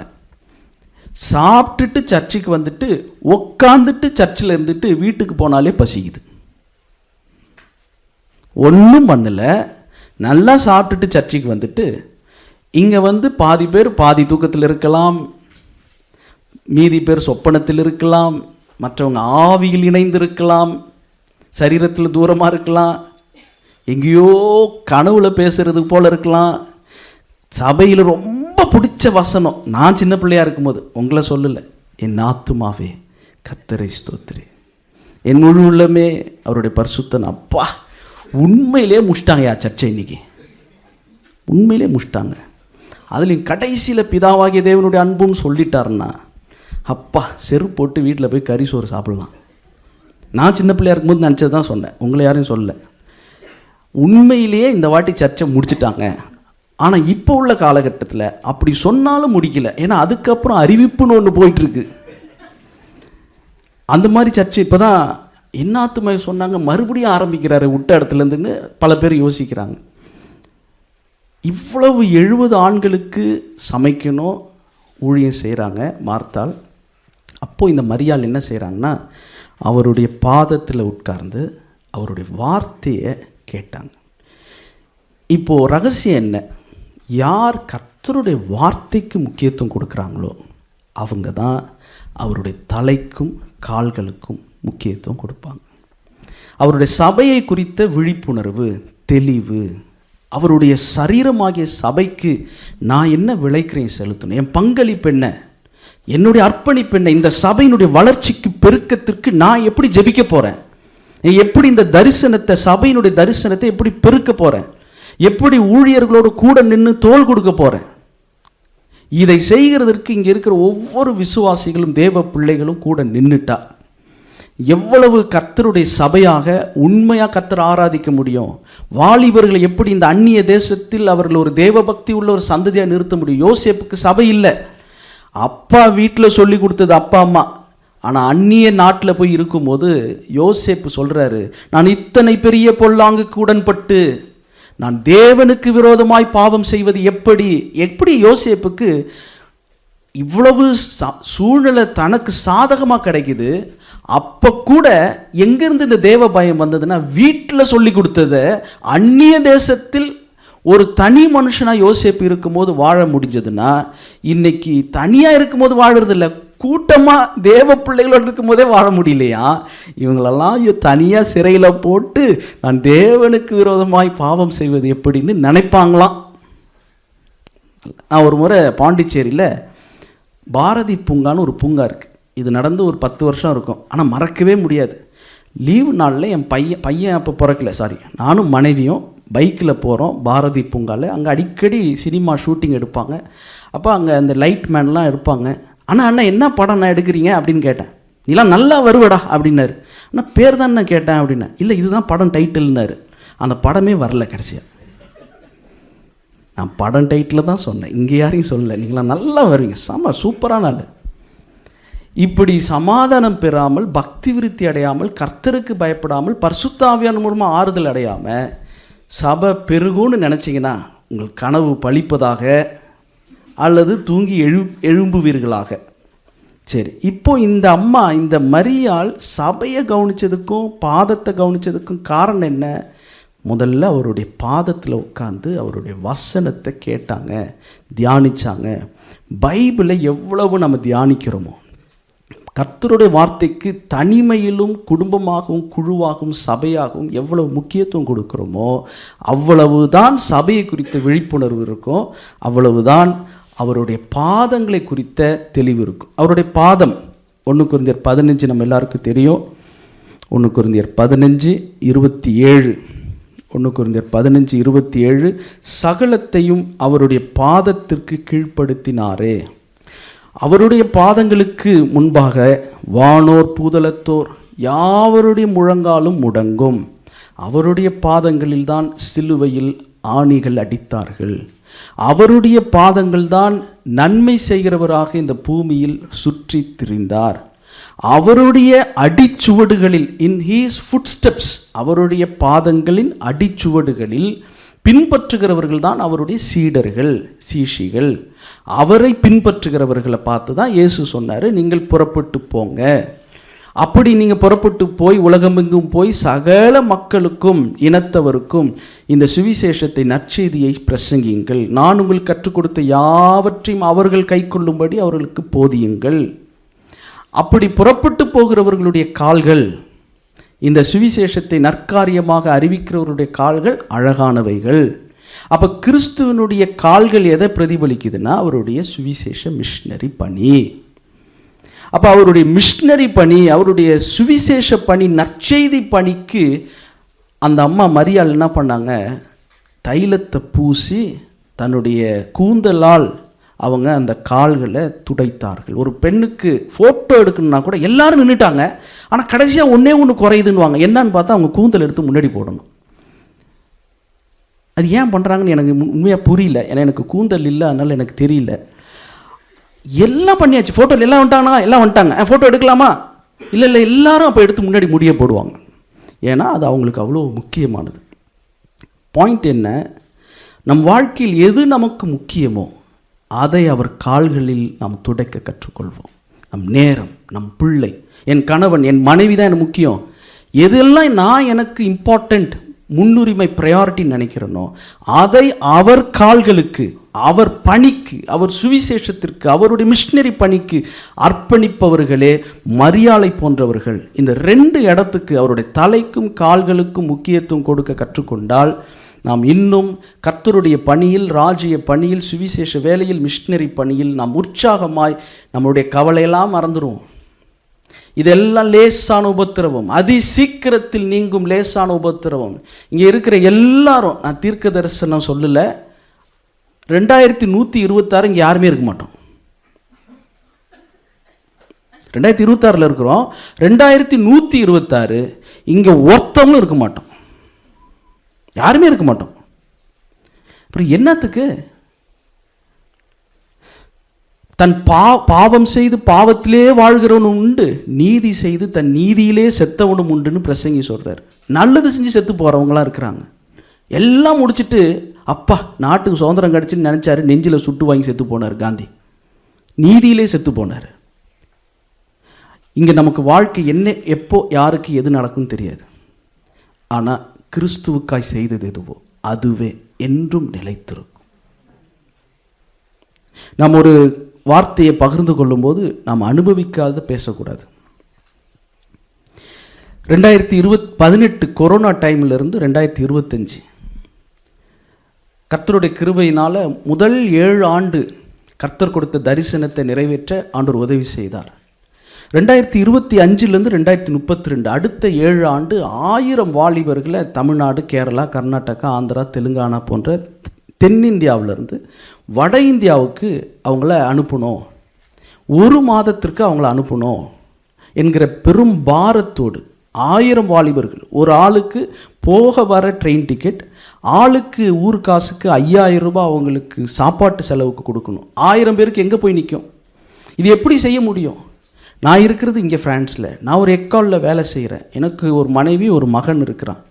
எனக்கு குடல்லையும் உடம்புல ஒரு 18 பிரச்சனை இருக்குது. பார்த்தா தெரியல, அவ்வளவு பிரச்சனை இருக்குது. ஆனால் 1000 வாலிபர்களை அனுப்பணும். எப்படி பிடிக்க போகிறேன்? எங்கேருந்து கிடைக்க போகிறாங்க? கையில் இருக்கிறது ஒரே ஒரு வாட்ஸ்அப், பக்கத்தில் 24 மணி நேரம் இருக்குது. வீட்டை விட்டு வெளியே வந்தால் ஹெட்ஃபோனை காதில் மாட்டுவேன். போகும்போது, வேலைக்கு நடந்து போகும்போது, வேலையிலேருந்து வெளியே வரும்போதும், ரெக்ரியாஷன் டைம் 10 நிமிஷம் 15 நிமிஷம் கொடுத்தாலும், சால்தே ப்ரோஃபில் உட்காந்துருந்தாலும், டீச்சர்ஸ் ரூமில் உட்காந்துருந்தாலும், எப்போதும் மனுஷரை பிடிக்கிறதுக்கு முயற்சி பண்ணேன். நான் சொல்லிகிட்டு இருக்கிறது, ஒவ்வொரு வாரமும் குறைந்தது 2 இல்லை 3 சபைகளில் ஊழியம் செய்வதும் இல்லாமல், வாரத்துக்கு ஒரு நாளாவது யூடியூப் லைவில் பைபிள் ஸ்டடி எடுக்கிறதும் இல்லாமல், இருக்கிற மற்ற ப்ராஜெக்ட்ஸ் இல்லாமல் ஒரு ப்ராஜெக்ட்ஸை விளக்கப்படுத்திக்கிட்டு இருக்கிறேன். கர்த்தருடைய கிருபையினால் போன வருஷம் 7 குழுக்களை வட இந்தியாவுக்கும் நேபாளத்திற்கும் அனுப்ப கர்த்தர் பலப்படுத்தினார். திரும்பி பார்க்குறேன், என் பின்னாடி ஒரு டீம் இல்லை, யாருமே கிடையாது. என் மனைவி, என் பையன், கையில் ஒரு ஃபோன். உள்ளத்தில் ஒளி இருப்பின் வாக்கில் உண்மை இருக்கும். கண்ட தரிசனத்திலும் கொண்ட பாரத்திலும் ஓடுவதற்கு ஒருவன் 1000 பேரையும், இருவன் 10,000 பேரை துரத்த முடியும், கர்த்தர் நம் பட்சத்தில் இருந்தால். இப்போ இது எப்படி செய்ய போகிறோம்? தரிசனம், பாரம் ரொம்ப சிம்பிள். சங்கீதம் 91:14, அவன் என்னிடத்தில் வாஞ்சையாக இருக்கிறான், அவனை விடுவிப்பேன். வாஞ்ச அவர் கடவுள் மேலே ஒரு பாசம், அன்பு, டிசையர், ஜேல் இருந்துச்சுன்னா அவர் நம்மை விடுவிப்பார். அவன் என் நாமத்தை அறிந்திருக்கிறபடியினால் அவனை உயர்த்துவேன். அந்த உயர்வு அடைக்கலமாக இருக்கும், உயர்ந்த அடைக்கலத்தில் வைப்பார். உயர்வு எப்படி வரும்? அவர் நாமத்தை அறிந்து கொள், அவர் மீது வாஞ்சியாயிரு, பிற்பாடு அவன் என்னை நோக்கி கூப்பிடுவான், நான் அவனுக்கு மறு உத்தரவு அருளி செய்வேன். அவர் மேல் வாஞ்சியை பெருக்குவோம். முதல் 4 குழு, ஒரு குழுவுக்கு 4 வாலிபர்கள், 4 குழு அப்படின்னா என்னாச்சு? 12 பேர் நேபாளுக்கு போயிட்டு வந்தாங்க 1 மாதத்துக்கு. 5வது குழு திரிபுராவுக்கு போயிட்டு வந்தாங்க, வடகிழக்கு திரிபுரா ஸ்டேட்டுக்கு போனாங்க. 6வது குழு 4 வாலிபர்கள் கல்கட்டாவுக்கு, மேற்கு வங்காளம், வெஸ்ட் பெங்காலுக்கு போனாங்க. 7வது குழு, 7வது பேட்ச் முதல் முறையாக பெங்களூர், மைசூரிலிருந்து 2 பெண்கள், வாலிப பெண்கள் ஒரிசாவுக்கு போயிருந்தாங்க. இது போன வருஷத்தில் இந்த 7 பேட்சை வட இந்தியாவுக்கு, நேபாளுக்கும், திரிபுராவுக்கும், கல்கட்டா, வெஸ்ட் பெங்காலுக்கும், ஒரிசாவுக்கும் அனுப்ப இன்றைய இந்திய அரசியல் சூழல் எப்படி இருக்குன்னு உங்களுக்கு தெரியும். நான் இங்கே இருக்கிறேன், இவங்க இத்தனை பேருக்கும் டிக்கெட் எடுக்கணும். டிக்கெட் எடுக்கிறது நான் இங்கேருந்து எடுக்க முடியாது, அங்கே சென்னையில் ஒரு நண்பர் எடுக்கணும். அவருக்கு நான் எதுவும் சம்பளம்லாம் கொடுக்கல, ஊழிய வாஞ்சியோடு எடுக்கிறார். அவருக்கு ஜிபே பண்ணணும், இவங்களுக்கு டிக்கெட்டை எடுக்கணும், பிடிஎஃப்ல எடுக்கணும். இந்த வாலிபர்கள் அனுப்புனா அவங்க அப்பா அம்மாட்ட பேசணும், அந்த சபையின் மெய்ப்பொருள்கிட்ட பேசணும், எத்தனை பேர்கிட்ட ஃபோனில் பேசணும். 7 பேட்சை அனுப்ப, உற்சாகப்படுத்த. எதுக்கு இதை செய்கிறோம்? நியாயாதிபதிகள் 13வது அதிகாரம் சிம்சோன்னு ஒரு மனுஷனை குறித்து வாசிக்கிறோம். நியாயாதிபதிகள் 13:25, நியாயாதிபதிகள் 13வது அதிகாரம் கடைசி வசனம். இந்த சிம்சோன் சோராவுக்கும் எஸ்தாவோலுக்கும் நடுவில் உள்ள தானின் பாளையத்தில் இருக்கையில் கர்த்தருடைய ஆவியானவர் அவனை ஏவ துவக்கினார். இன்னைக்கு இந்த அனுபவம் எல்லாருக்கும் ரொம்ப வேணும், முக்கியமாக வாலிபர்களுக்கு. நான் இந்தியாவில் நடந்ததையும் சாட்சியாக சொல்கிறேன். அட் த சேம் டைம் இங்கே இருக்கிற வாலிபர்களுக்கும் இது நடக்கணும். அதற்கு அங்கே இருக்கிற யாரோ ஒரு வாலிபர்களுக்கு நான் செய்யும் போது, உங்களுடைய சபையின் வாலிபர்களுக்கு நீங்கள் ஏன் செய்ய மாட்டுகிறீர்கள்? அதை செய்கிறதற்கு ஒரு உதவி செய்யாமல் இருந்தால் போதும், அதுவே நீ பண்ணுற மிகப்பெரிய உதவின்ற மாதிரி. சில நேரத்தில் ஒரு வாயை திறக்காமல் இருந்தாலே இந்த வாலிப பிள்ளைங்களாம் ஒழுங்காக வளர்ந்துருவாங்க. நிறைய பேர் வாயை திறக்காமலே இருந்தாலே போதும், அவங்க பாட்டு வளருவாங்க. நான் அவங்கள திருத்துறேன்னு போய் அவனை விட்டுருந்தா கூட ஒழுங்காக பரலோகத்துக்கு வந்திருப்பான் அப்படின்னு இயேசு தான் சொன்னார். நீங்கள் அவங்க உலகமெங்கும் சுற்றி திரிகிறீங்க, ஆனால் உங்களிலும் அவனை கேடு உள்ளவன்னு ஆக்குறீங்க, பரலோகத்தின் வாசலையும் பூட்டி போடுறீங்கன்றார். அதனால் நாம் செய்கிற இந்த கட்டுமான பணி, ஆனால் இது தொலை தூரத்தில் செய்கிற, இன்றைக்கி 23வது வருஷம், ஆனால் அந்த முதல் 23 வருஷத்தில் யாருக்கும் தெரியாது. ஆனால் அந்த பாரம், அந்த தரிசனம், தர்மேஷ் பிரதர் மாதிரி, அருள் பிரதர் மாதிரி எத்தனையோ சபைகளில் கொடுக்குற வாய்ப்புகள், வசனத்தையும் பேசணும், அவர் தலையையும் கவனிக்கணும், அவருடைய கால்களையும் கவனிக்கணும். இது ரெண்டுமே எப்போ ஒரு ரயில் தண்டவாளத்தை போல் ரெண்டுத்தையும் கவனிக்கிறோமோ நாமும் வளருவோம், நம் மூலம் பிறரும் வளருவார்கள். 8வது பேட்ச், அந்த 8, 9, 10 அது போடுப்பா. 8வது பேட்ச் வருகிற பிப்ரவரி 4ஆம் தேதி, இன்றைக்கி 1ஆம் தேதி, வருகிற 4ஆம் தேதி 8வது குழு 2 வாலிப தம்பிங்க கோயம்புத்தூர்லேருந்து அவங்க வாரணாசி உத்தரப்பிரதேசத்துக்கு போகிறாங்க. 9வது குழு பிப்ரவரி 7ஆம் தேதி 4 வாலிபர்கள், பிப்ரவரி 8வது பேட்ச் வந்து வாரணாசி உத்தரப்பிரதேசத்துக்கு 8வது MPF பேட்ச். MPFனா மிஷன் பாத் ஃபைண்டர்ஸ், பேர்லாம் நான் தான் வச்சேன். மிஷன் பாத் ஃபைண்டர்ஸ், மிஷனரி பாதையில் ஃபைண்டர்ஸ், கண்டுபிடிப்பவர்களாக வாலிபர்களை அனுப்புகிறோம். போய் கண்டுபிடி, சாப்பிடு, தூங்கு, மிஷனரிகளோட தங்கு, தனி ஜபம் பண்ணு, உபவாசம் பண்ணு, பைபிளை படி, மிஷனரிகளோட நடந்து போ, அவங்க வாழ்க்கையை பாரு, 1 மாதம் இரு.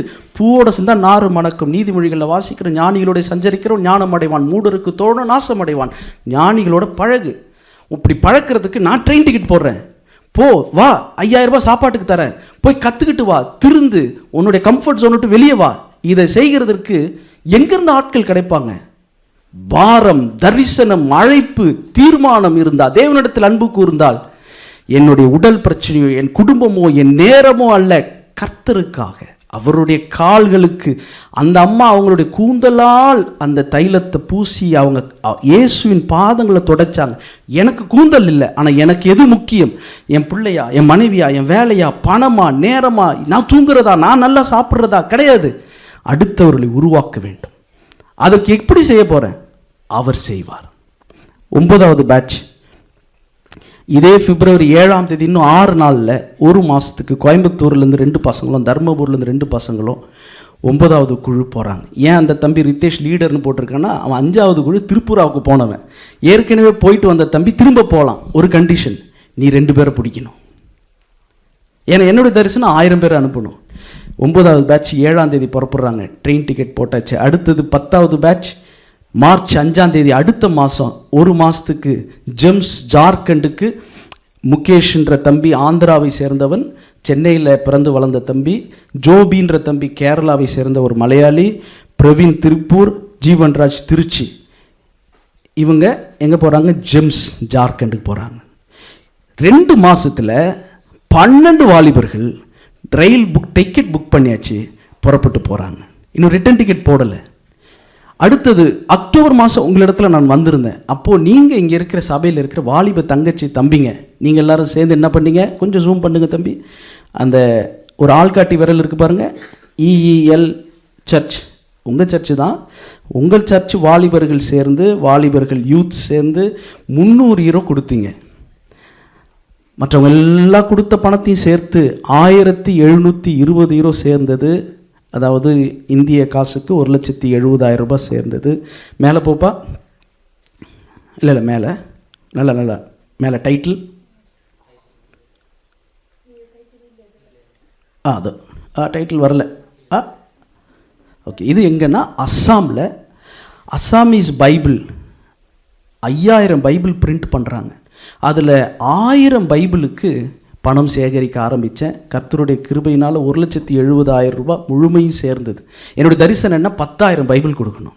இது வரைக்கும் எவ்வளவு சேகரிச்சிருக்கேன் தெரியுமா? 2020 2025 5 வருஷத்தில் 3332 பைபிள் 9 லட்சம் ரூபாய் பணத்தில் விநியோகிக்க, அச்சடிக்க, அதை பிரசுரிக்க, அவர் டிஸ்ட்ரிபியூட் பண்ண, டிரான்ஸ்லேட் பண்ண கர்த்தர் என் கையை பலப்படுத்தினார்.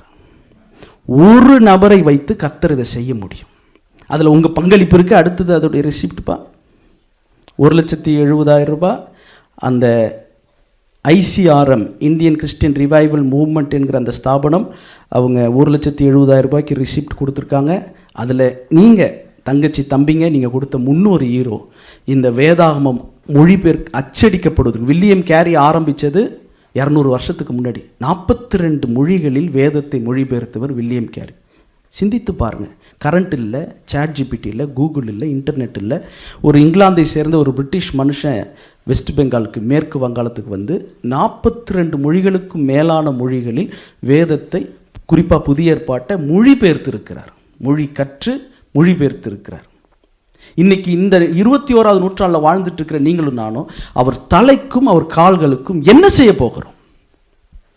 நமக்கு இது ஒரு பெரிய வெக்கம். நமக்கு முன்னாடி வாழ்ந்த மிஷினரிகள், மதர் தெரேசா குறித்து எல்லாருக்கும் தெரியும்.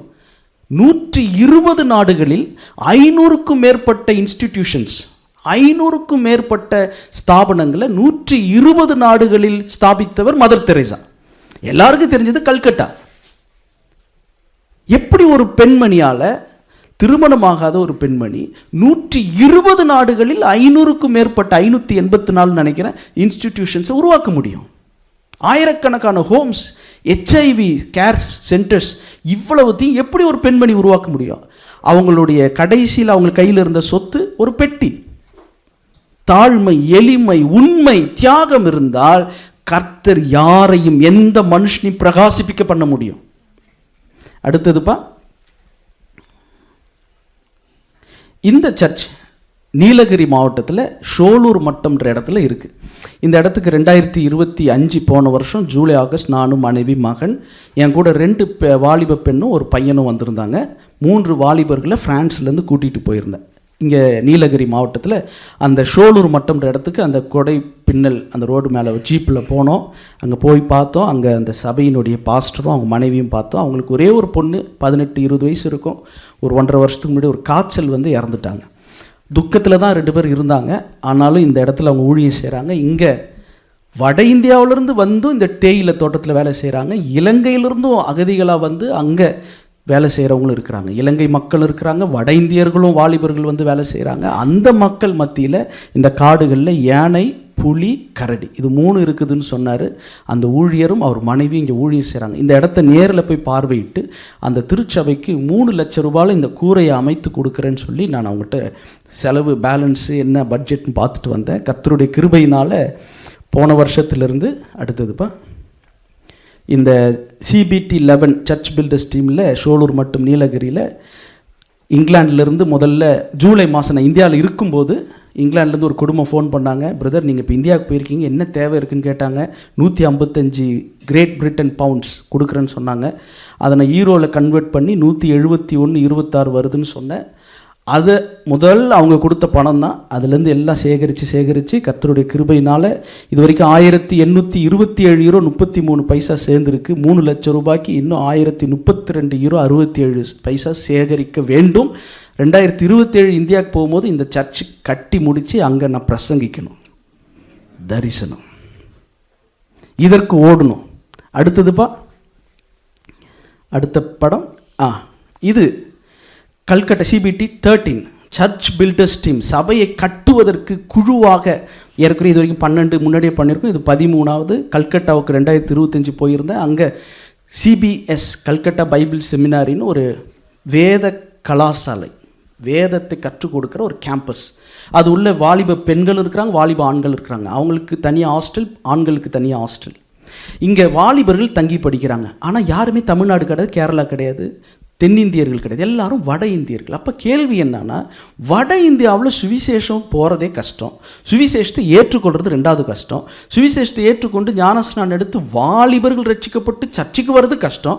அந்த வாலிபர்கள் வேதத்தை கற்றுக்கணும்னு பைபிள் செமினாரியில் 3 வருஷம் 5 வருஷம் காசு கட்டி இங்கிலீஷ் மீடியத்தில் படிக்கிறாங்க. அந்த டீச்சர்ஸ்லாம் மிஷினரிஸ், தமிழ்நாட்டிலேருந்து அந்தமான்லேருந்து போன வேத ஆசிரியர்கள். இதுக்குன்னு ஒரு இன்ஸ்டியூஷன் கட்டி அங்கே மாணவர்களுக்கு கற்றுக் கொடுக்குறாங்க. லைப்ரரி இருக்குது, பெண்களுக்கான ஹாஸ்டல் இருக்குது, பாய்ஸ்க்கான ஹாஸ்டல் இருக்குது. இதை கண்ணால் பார்க்குறோம். அந்த பிரின்சிபால் சாலமோன் பிரதரோடு அவங்க மனைவி அவங்க மணிப்பூர்காரவங்க, இவர் சென்னைக்காரர். இவங்க 2 பேரும் தான் அங்கே ஊழியம் செய்கிறாங்க. அந்த கூட ஆசிரியைகள் இருக்கிறாங்க. 2 பிள்ளைங்க அவங்களோட உட்காந்து 3 மணி நேரம் பேசினேன். பிரதர், நான் இந்த இடத்துக்கு வந்திருக்கேன், என் கூட 2 பெண்கள் ஒரு பையன் வந்திருக்காங்க, நாங்கள் குழுவாக வந்திருக்கிறோம், இங்கே நாங்கள் ஒரு 5 நாள் தங்கணும். ஓகே, ரொம்ப நல்லது, சாப்பாடெலாம் கொடுத்தீங்க. இந்த சிபிஎஸ்க்கு என்ன தேவை இருக்குது அப்படின்னு நான் கேட்குறேன்.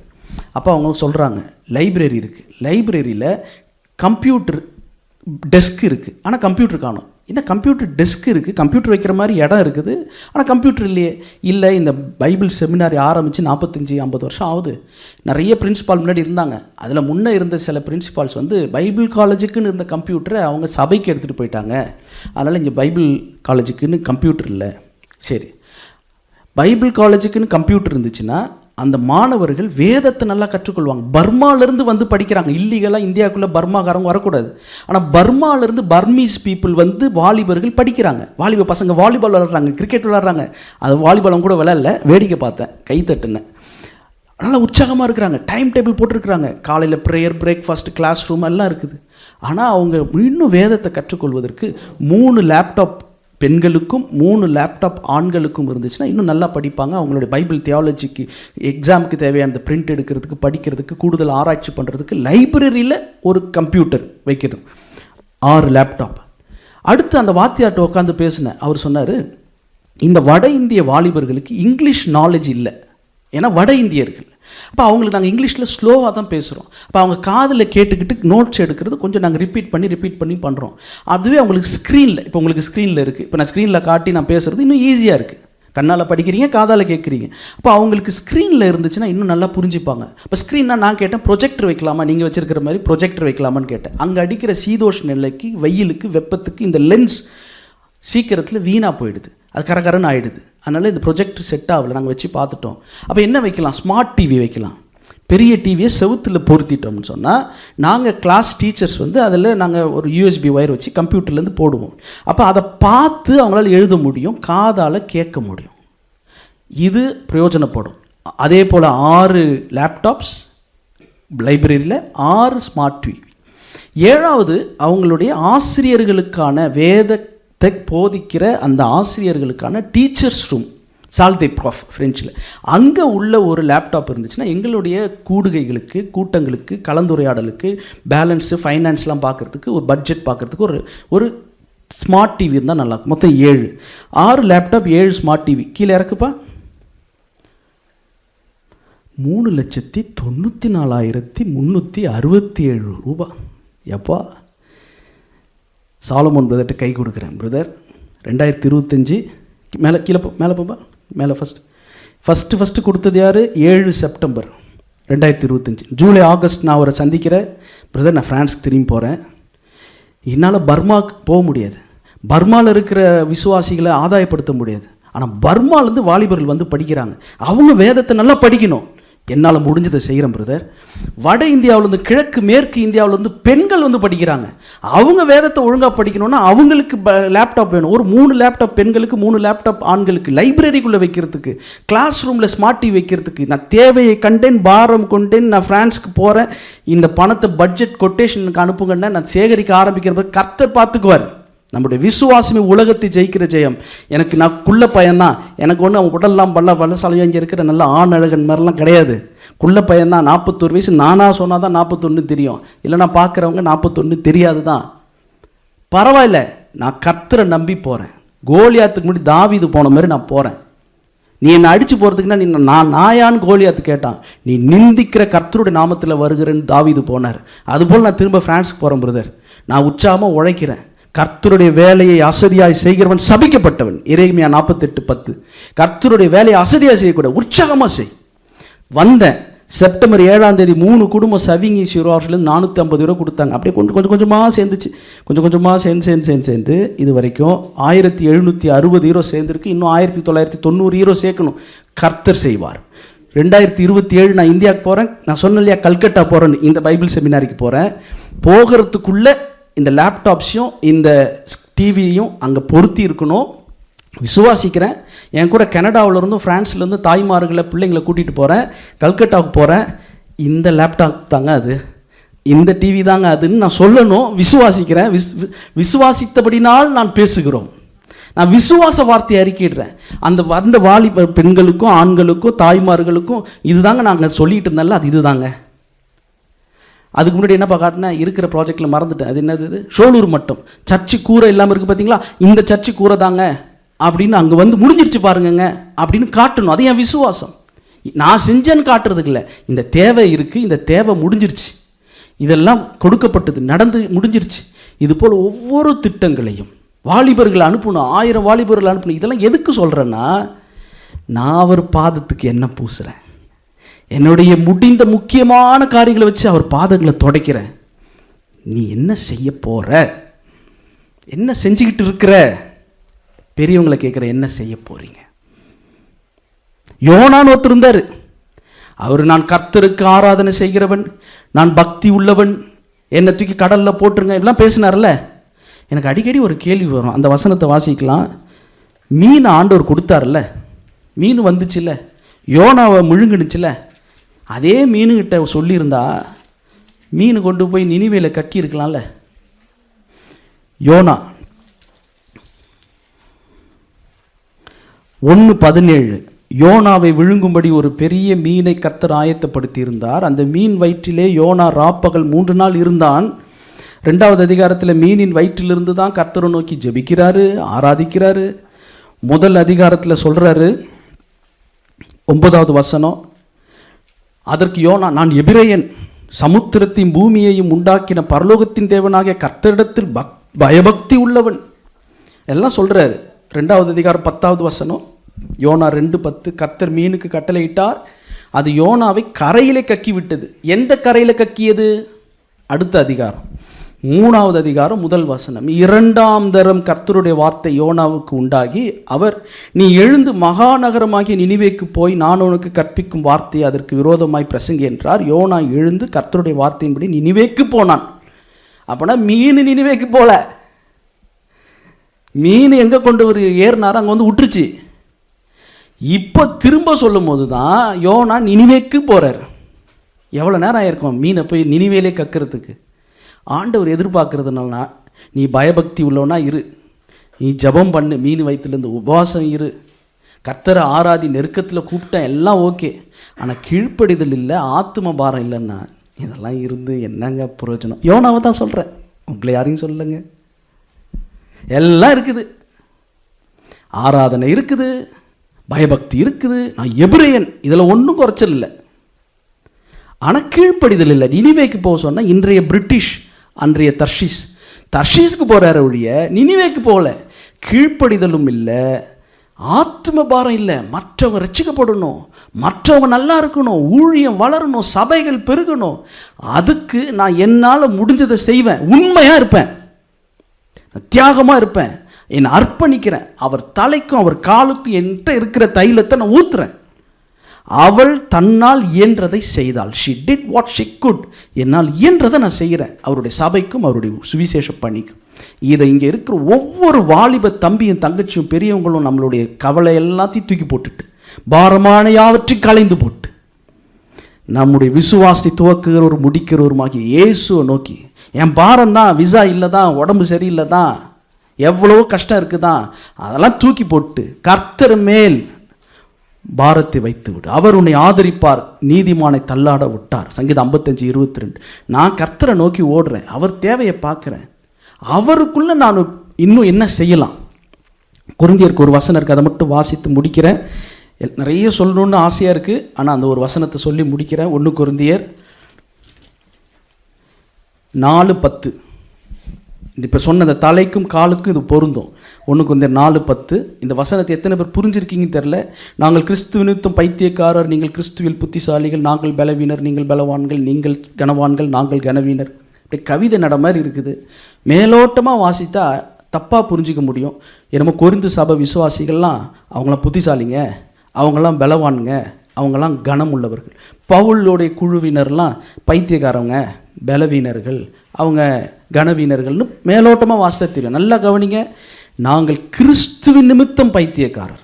கிறிஸ்துவுக்காக உழைக்கும் போது நம்ம நிறைய இடத்துல நம்மளை பைத்தியம்னு சொல்லுவாங்க. ஆனால் நீங்கள் கிறிஸ்துவில் புத்திசாலிகள், அதாவது கிறிஸ்துவுக்குள் புத்திசாலிகள், கிறிஸ்துவுக்குள் நீங்கள் பலவான்கள், கிறிஸ்துவுக்குள் நீங்கள் கனவான்கள். நம்ம எல்லாரும் தலையாகிய சபையை கவனிக்க கவனிக்க கிறிஸ்துவுக்குள் மற்றவர்களை புத்திசாலிகளாகவும் பலவான்களாகவும் கனவான்களாகவும் மாற்றணும். காலை கவனிக்க கவனிக்க அவருக்காக கிறிஸ்துவின் நிமித்தம் கிறிஸ்துவுக்காக ஓடும்போது நம்மளை பைத்தியக்காரன் தான் சொல்லுவாங்க. நம்ம பலவீனராக தான் இருப்போம், நாம் கனவீனராக தான் இருப்பாங்க. மாதிரி அதெல்லாம் கொடுக்க மாட்டாங்க. ஏதோ இங்கே அருள் பிரதர், தர்மேஷ் பிரதர் ஏதோ ஒரு வாய்ப்பு கொடுக்குறாங்க. எல்லா இடத்துலையும் இப்படிலாம் கிடையாது. கெஞ்ச விடுறாங்க, காக்க வைப்பாங்க, பதில் சொல்ல மாட்டாங்க.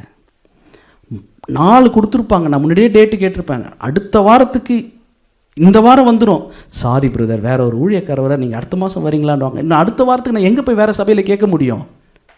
இப்படி ஒதுக்கப்பட்டு தான் வெக்கம், மானம், சூடு சொரணை இல்லாமல் கதவை தட்டி தட்டி என் கை வலிக்குது, கதவும் ஓட்ட விழுந்திருக்குன்னு நினைக்கிறேன். அவருடைய பாதத்துக்கு ஊற்றணும், அவருடைய தலைக்கு நான் ஊற்றணும். நேரம் பத்தல. ஆனால் இதெல்லாம் இப்போ நான் சொன்னதெல்லாம் ஏதோ நான் என்ன பெருமைக்காக சொல்ல. பவுல் சொன்னவன் அதிகமாய் பிரயாசப்பட்டவன், ஆகிலும் நான் அல்ல, என்னுடனே இருக்கிற தேவ கிருபையே இதெல்லாம் செய்கிறது. இதை சொல்லாமல் போயிட்டால் தப்பாயிடும். இதெல்லாம் கர்த்தர் செய்கிறார், அவரால் முடியும். ஆனால் ஒருவனை கர்த்தர் தேடுகிறார். இந்த சபையில் இங்கே இருக்கிற ஒவ்வொருத்தவங்களும் உண்மையாக அர்ப்பணிப்போம். இவ்வளோ நேரம் இந்த பேச்சு கேட்டிங்க இல்லையா, அந்த செய்தியை, உங்கள் கவலையை மறந்துருப்பீங்க.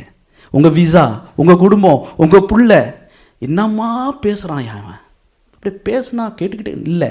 இது கர்த்தருடைய ஆவியானவர். ஏதோ மனித ஆற்றலில், மனுஷனுடைய பேச்சாற்றலில் தமிழ் அழகாக இருக்குங்க தமிழில் கேட்குறதுக்கு. அப்படி இல்லை. இது ஏதோ உரை இல்லை, மேடை பேச்சு இல்லை. இதுக்கு ஆவிக்குரியவர் சகலவற்றையும் நிதானித்தறியணும். இது ஒரு பாரம், இது ஒரு பாரம். இப்படி நம்ம ஒவ்வொருத்தவங்களும் பாரப்பட்டோம்னா நம்மளுடைய குடும்பம் யாருக்கு இல்லை பிரச்சனை, எல்லாருக்கும் இருக்குது தான்.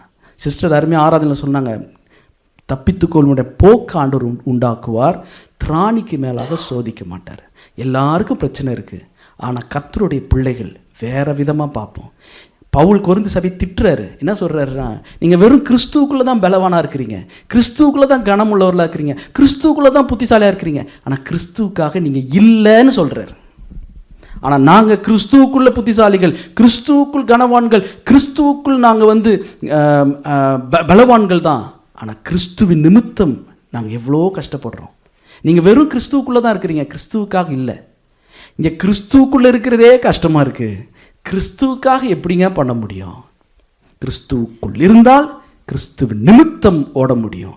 நீங்கள் உண்மையிலேயே கிறிஸ்துவுக்குள்ளே இருக்கிறீங்களா இல்லைன்னு எப்படி தெரியும்னா, நீங்கள் கிறிஸ்துவுக்காக என்ன பண்ணுறீங்க. கிறிஸ்துவ நிமித்தம் பைத்தியக்காரன்னு சொன்னாலும் தாங்கிக்கிறீங்களா? கிறிஸ்துவ நிமித்தம் பலவீனப்படுறீங்களா? கிறிஸ்துவ நிமித்தம் கனவீனப்படுறீங்களா? அப்போ தான் கிறிஸ்துவுக்குள்ள கனவான்கள், புத்திசாலிகள், பலவீனர்கள். ஜெபம் செய்வோம். நான் சின்ன பிள்ளையாக இருக்கும்போது எங்கள் அம்மா எனக்கு சொல்லி கொடுத்த ஒரு பாட்டு, மாவள்ள வாக்கின் உண்மையை கண்டு உணர செய்தீர், நான் ஒப்புவித்ததை நீர் வரும் வரை காத்துக்கொள்வீர், சிலுவை அண்டை நம்பி வரும்போது பாவபாரம் நீங்கி நாம் வாழ்வடைகிறோம். இந்த பாடலை நான் பாட முயற்சிக்கிறேன். அண்ணன் இசைக்கு உதவி செய்வாங்கன்னு நினைக்கிறேன். மாவள்ள வாக்கின் உண்மையை கண்டுணர செய்தீர், நானோ புவித்த போருளை வீடாமல் காக்கின்றீர்,